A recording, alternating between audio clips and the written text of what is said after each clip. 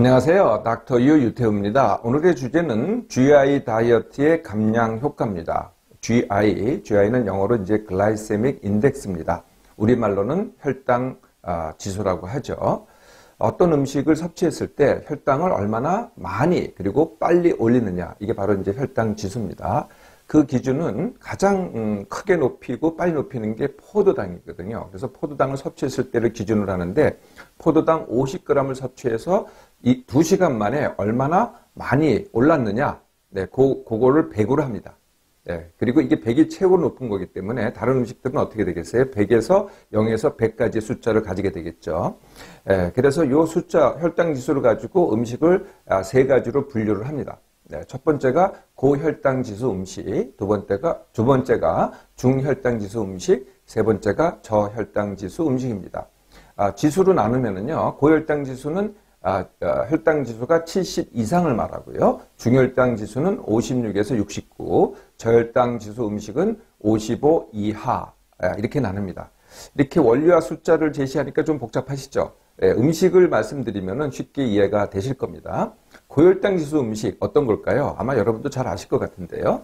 흰쌀, 흰밀가루, 흰빵, 과자, 설탕 음료, 그리고 감자와 고구마가 고혈당 지수 음식입니다. 중혈당 지수는 어떤 음식일까요? 잡곡, 통곡, 옥수수, 스파게티, 그리고 이제 과일 중에서요, 이렇게 달콤하긴 한데 이게 중혈당 지수 과일이 있어요. 그게 뭐냐면 포도, 건포도, 파인애플, 수박 이런 등등입니다. 그리고 아이스크림이 또 중혈당 지수예요. 굉장히 달콤하기는 한데 그래도 혈당 지수는 낮다는 거죠. 그래서 중혈당 지수입니다. 그러면 저혈당 지수 음식은 뭘까요?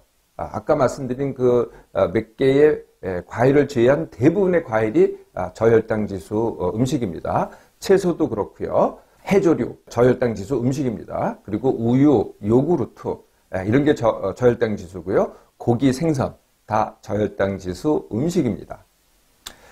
자, 저혈당 지수를 이용한 다이어트라는 건 도대체 뭘까요? GI 다이어트라는 건 뭘까요? 다이어트는 말 그대로 가려 먹고 골라 먹고 입니다. 그러니까 어떤 음식을 가려 먹고 어떤 음식을 골라 먹고 이렇게 되는 거죠. GI 다이어트는 그게 명확하죠. 고혈당 지수 음식을 갖다가 가려 먹고 가려 안 먹는 거죠. 그리고 저혈당 지수 음식을 갖다가 골라 먹고, 요걸 바로 이제 GI 다이어트입니다. 그렇게 어렵진 않죠. 그러니까 이 어떤 음식의 GI가 어떻게 되느냐, 요것만 잘 알고 있으면은 사실 가려 먹고 골라 먹고는 되게 쉬운 겁니다.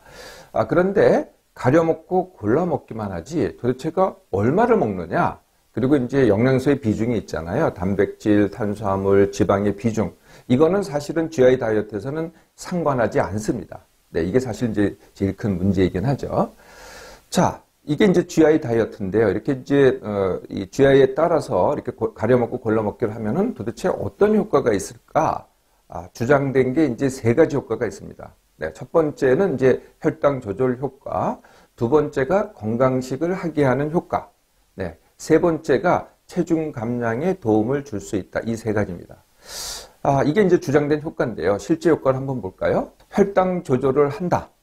사실 혈당 조절을 위해서는 어떤 음식이 얼마나 이 혈당 지수가 높으냐, 이것도 물론 이제 상관을 하겠지만은 더 큰 요소는 뭐냐면은 탄수화물의 섭취량입니다. 내가 하루에 탄수화물을 얼마나 섭취하냐에 따라서 그것이 더 많이 좌우를 하죠.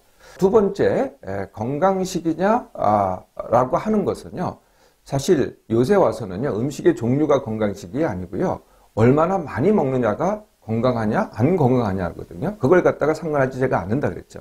또 영양소의 구성, 그러니까 단백질, 지방, 탄수화물의 구성이 굉장히 중요한 요소입니다.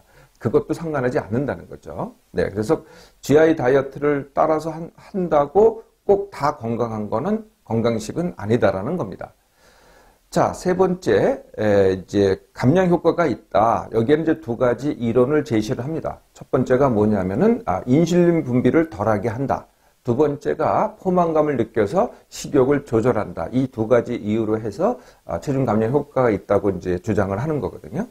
음식을 우리가 먹으면요, 혈당이 올라가겠죠. 그 중에서 이제 주로 탄수화물 부분이 더 많이 혈당을 올립니다. 그래서 혈당이 올라가면은 우리 췌장에서 그 그 혈당을 낮추기 위해서, 사실 낮춘다기보다는 그 높아진 혈당을 갖다가 사용하기 위해서 인슐린을 분비를 합니다. 그 인슐린은 어떤 역할을 하냐면은 그 혈당, 높아진 그 포도당을 갖다가 사용하기도 하고, 그게 남잖아요. 그러면 남는 것을 갖다가 지방으로 축적하게 하는 그런 역할을 하는 거죠. 네, 그러면은 어떻게 생각해 보면은 인슐린을 덜 분비하면은 지방도 덜 축적을 할 것이다라고 이렇게 생각할 수 있겠죠. 근데 그게 그거만 보면 그렇습니다. 근데 실제로 보면 어떠냐면은 어떤 메커니즘이든 간에 내 몸이 쓰는 것보다 내가 먹는 양이 많잖아요. 그 먹는 양이 어떻게 되겠어요? 그 남은 양이 남은 양이 어떻게 되겠어요? 배출되는 게 아닙니다. 뭐 배변되는 것도 아니고요. 남는 양은 무조건 어떤 이유든 간에 어떤 메커니즘을 통하든 간에 전부 다 지방으로 전환이 돼서 축적이 됩니다. 단지 인슐린만의 문제는 아니라는 거죠. 두 번째, 이제 포만감을 높인다. 그거는 뭐 그렇습니다. 포만감을 높이니까 이제 저혈당 지수 음식을 먹으면은 그 칼로리에 비해서 음식량이 많습니다. 그러니까 먹으면은 이제 포만감을 더 느끼게 되죠. 그런데 포만감을 느껴서 덜 먹는다고 해서 내 뇌에서 느끼는 욕구, 그러니까 식욕, 먹고 싶은 욕구가 없어지느냐? 그건 아닙니다. 내 포만감을 느끼니까 그게 일시적으로 억제가 되죠. 그러다 그게 누적이 되잖아요. 자꾸 누적이 되면 나중에 어떻게 되겠어요? 제가 이거 여러 번 말씀드렸는데요. 욕구로 억제를 갖다 누적하면 나중에 폭발을 하게 됩니다. 이게 바로 요요라는 현상이죠. 욕구는요, 억제하면 안 됩니다. 오히려 거꾸로 충족을 해야죠. 자, 그래서 실제 감량 효과는 어떻게 될까요? 네, GI 다이어트의 감량 효과는 체중 유지 효과입니다. GI 다이어트를 잘 따라 하시잖아요. 그러면은 현재 내 체중이 그대로 유지되는 효과는 거의 확실합니다. 체중 감량 효과요? 네, 한마디로 말해서 거의 없습니다.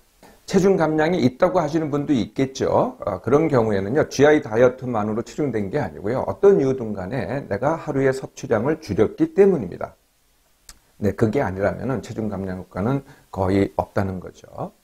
GI 다이어트는요, 당뇨 환자의 혈당 조절을 위해서 개발된 방법입니다. 그런데 알고 봤더니요, 혈당 조절에 혈당 지수보다는 총 섭취량 그리고 영양소의 구성이 더 영향을 미칩니다. 그래서 GI 자체는요, 이제는 점점 구시대의 유물이 되어가고 있죠. 체중 유지 효과는 뭐 있을 수 있습니다. 그렇지만은 감량 효과는 거의 없습니다.